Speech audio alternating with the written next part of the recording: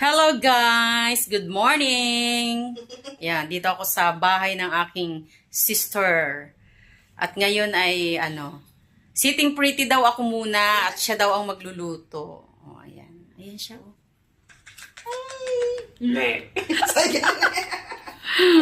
Ano bang lulutuin mo ngayon, Day? Luluto ako ng Ano yan? Ampalaya. ampalaya with eggs. Ayusin ang pagluluto, Inday, ha? Balance tayo. At I-wait natin ang luto mamaya. Ayan, guys. Ang pritong nasunog. Kakachika. Ayan. Lamang tiyan din yan. Yun, no? Sarap sana nung ginamos, oh. Alam nyo ba yung ginamos? Yung bagoong na isda.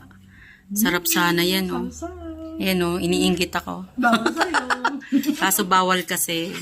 Baka tumaas ang ating BP.